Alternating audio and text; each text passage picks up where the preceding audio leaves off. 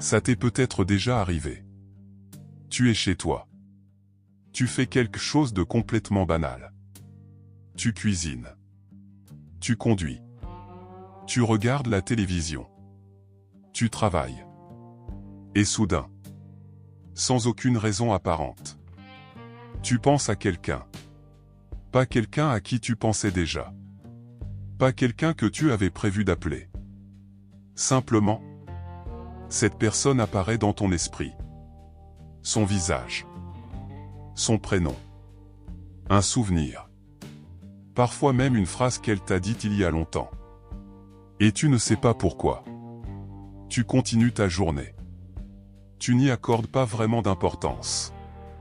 Puis quelques minutes passent. Ton téléphone vibre.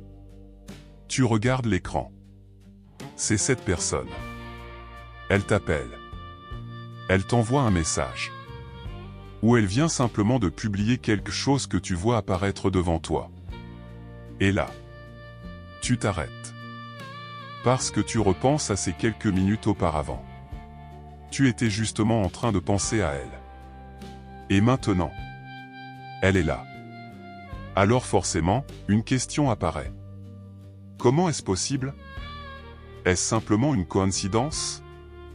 Est-ce que ton cerveau avait remarqué quelque chose sans que tu t'en rendes compte? Est-ce que tu avais inconsciemment pensé à cette personne pour une raison précise? Ou est-ce qu'il existe quelque chose que nous ne comprenons pas encore? Le plus étrange, c'est que ce genre de situation peut arriver avec des personnes auxquelles on n'a pas pensé depuis très longtemps. Quelqu'un de notre famille. Un ancien ami. Une personne qu'on n'a pas vue depuis des années. Et parfois même quelqu'un dont on pensait avoir complètement oublié l'existence. Puis soudain, son prénom revient. Et quelques heures plus tard, cette personne réapparaît dans notre vie.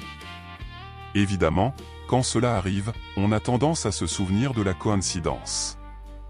Parce qu'elle est troublante. Mais il y a une chose que nous oublions beaucoup plus facilement. Toutes les fois où nous avons pensé à quelqu'un, et où rien ne s'est passé.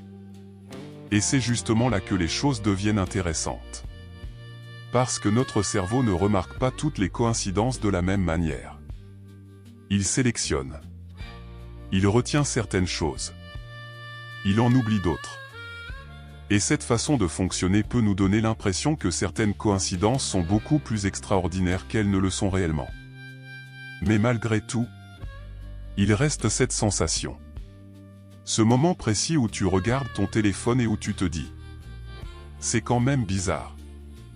Et peut-être que tu as déjà vécu quelque chose d'encore plus troublant. Tu penses à quelqu'un. Et cette personne te contacte quelques secondes plus tard.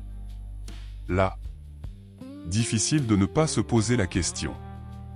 Est-ce vraiment seulement une coïncidence? Alors, est-ce que ces moments sont réellement mystérieux? La première chose à comprendre, c'est que notre cerveau est une incroyable machine à repérer les liens. Il cherche constamment des relations entre les événements. Et souvent, il le fait sans même que nous nous en rendions compte. Imagine une journée normale. Tu penses à 10 personnes différentes. Tu en croises une. Tu reçois un message d'une autre. Et pour les 8 autres, il ne se passe absolument rien. Tu n'y penses même plus. Mais si, parmi ces 10 personnes, l'une d'elles t'écrit juste après que tu as pensé à elle. Cette coïncidence va probablement rester dans ta mémoire. Tu vas peut-être même en parler à quelqu'un. Tu sais ce qui m'est arrivé aujourd'hui? J'ai pensé à lui et 5 minutes après, il m'a écrit. Pourquoi? Parce que notre cerveau accorde beaucoup plus d'importance aux événements qui semblent correspondre. C'est notamment lié à ce qu'on appelle le biais de confirmation. Nous avons tendance à remarquer davantage les événements qui confirment une impression que nous avons déjà. Et à accorder moins d'attention à tous ceux qui la contredisent. Et cela peut produire une illusion assez puissante. Tu peux avoir l'impression. Chaque fois que je pense à cette personne, elle me contacte. Alors qu'en réalité, tu as peut-être pensé à cette personne 20 fois sans qu'elle ne fasse rien. Tu ne t'en souviens simplement pas. Parce qu'il ne s'est rien passé. C'est un peu comme si ton cerveau avait une immense corbeille remplie de milliers de petits événements, et qu'il ne gardait sous les yeux que ceux qui semblaient extraordinaires. Mais il y a quelque chose d'encore plus intéressant. Nous pensons à énormément de choses au cours d'une journée. Des souvenirs, des visages, des conversations, des endroits, des personnes que nous connaissons, des personnes que nous avons perdues de vue. La plupart de ces pensées apparaissent pendant quelques secondes, puis disparaissent. Nous ne les remarquons même pas. Alors forcément, plus nous pensons à de nombreuses personnes et à de nombreuses choses, plus il est probable qu'une de ces pensées coïncide un jour avec un événement réel. Et lorsque cette coïncidence arrive, elle peut sembler presque impossible. Mais cela ne signifie pas qu'elle n'est pas impressionnante. Parce qu'une coïncidence peut être parfaitement explicable et rester malgré tout troublante à vivre. Et surtout, cela n'explique pas encore pourquoi cette personne-là nous est venue à l'esprit à ce moment précis. Pourquoi elle? Pourquoi aujourd'hui? Pourquoi après plusieurs mois ou plusieurs années sans y penser? C'est là que les choses deviennent encore plus intéressantes.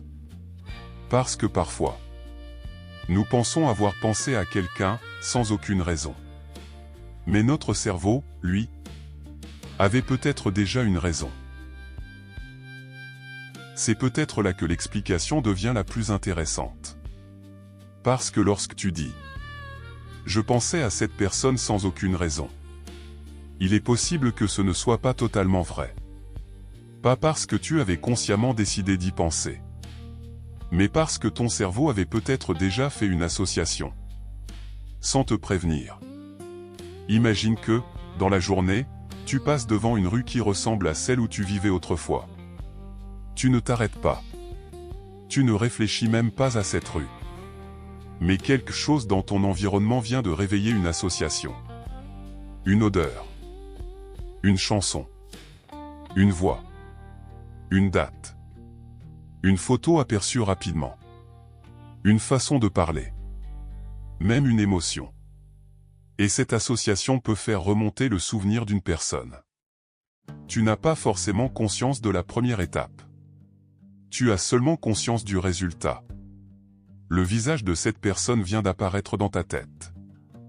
C'est un peu comme si ton cerveau avait fait tout le chemin, et que tu n'avais assisté qu'à la dernière seconde. Et cela peut expliquer certaines coïncidences qui nous paraissent presque mystérieuses. Tu penses à quelqu'un, puis cette personne te contacte. Mais peut-être qu'avant même de penser à elle, ton cerveau avait capté quelque chose qui te la rappelait. Et cette personne, de son côté, peut avoir eu ses propres raisons de reprendre contact. Un souvenir. Une date. Une conversation. Un endroit. Un événement. Les deux choses peuvent alors se rencontrer au même moment, sans qu'il y ait forcément de lien mystérieux entre elles. Mais il existe une autre possibilité, beaucoup plus simple encore. Nous sommes parfois prévisibles. Si tu connais bien quelqu'un, tu connais aussi certaines de ses habitudes. Tu sais qu'elle t'écrit généralement le soir.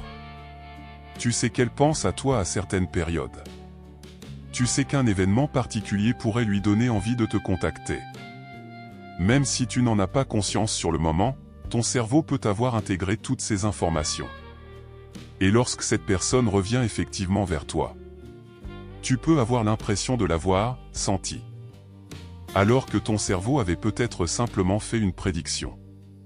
Et ce qui est fascinant, c'est que nous faisons probablement ce genre de prédiction en permanence. Nous anticipons les comportements des autres. Nous devinons ce qu'ils vont dire. Nous savons parfois qui va nous appeler avant même de regarder notre téléphone. Pas parce que nous possédons un sixième sens, mais parce que notre cerveau connaît suffisamment bien les personnes qui nous entourent pour faire des suppositions très rapides. Mais malgré toutes ces explications, il reste des coïncidences qui nous laissent perplexes.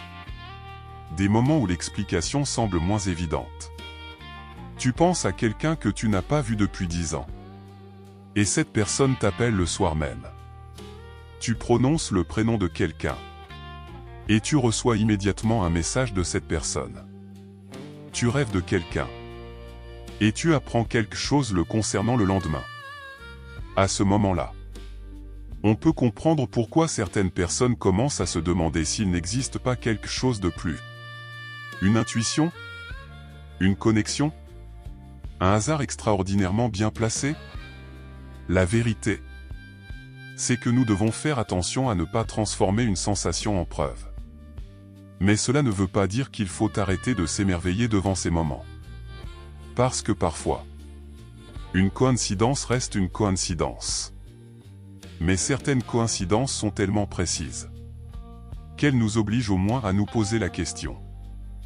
Et c'est justement ce genre de situation qui peut faire vaciller notre certitude sur ce que nous croyons être simplement le hasard. Mais il existe des coïncidences qui restent difficiles à oublier. Tu penses à une personne que tu n'as pas vue depuis des années. Et elle t'appelle le soir même. Tu parles de quelqu'un que tu n'as pas évoqué depuis longtemps. Et quelques minutes plus tard, tu reçois justement un message de cette personne. Ou tu rêves de quelqu'un. Et le lendemain, quelque chose te ramène à elle. Dans ces moments-là, notre première réaction est souvent la même. Ce n'est quand même pas possible. Et pourtant, même une coïncidence extrêmement improbable peut arriver. Le problème, c'est que nous avons tendance à lui chercher immédiatement une signification. Nous voulons comprendre. Nous voulons savoir pourquoi. Mais il faut distinguer deux choses. Le fait qu'un événement soit troublant. Et le fait qu'il ait une cause mystérieuse. Ce n'est pas parce que nous ne comprenons pas immédiatement une coïncidence qu'elle possède forcément une explication extraordinaire. Et inversement. Le fait qu'une coïncidence puisse être expliquée ne la rend pas moins étonnante à vivre. Parce qu'au fond, ce qui nous fascine n'est peut-être pas seulement l'événement. C'est cette sensation très particulière d'avoir vécu quelque chose qui semble trop parfaitement synchronisé pour être un simple hasard. Et c'est précisément là que notre imagination commence à travailler. Alors, la prochaine fois que tu penseras soudainement à quelqu'un, et que cette personne t'écrira quelques minutes plus tard, tu te demanderas peut-être si c'était une intuition, ou simplement une coïncidence. Peut-être que ton cerveau avait remarqué quelque chose sans que tu le saches. Peut-être que tu avais simplement plus de chances de penser à cette personne que tu ne l'imaginais. Ou peut-être que deux événements parfaitement indépendants viennent simplement de se rencontrer au même instant. Nous n'aurons pas toujours la réponse. Mais finalement, c'est peut-être ça qui rend ces moments aussi fascinants. Parce que notre vie est remplie de milliers de petites coïncidences que nous ne remarquons jamais. Et parfois, deux d'entre elles se rencontrent exactement au bon moment.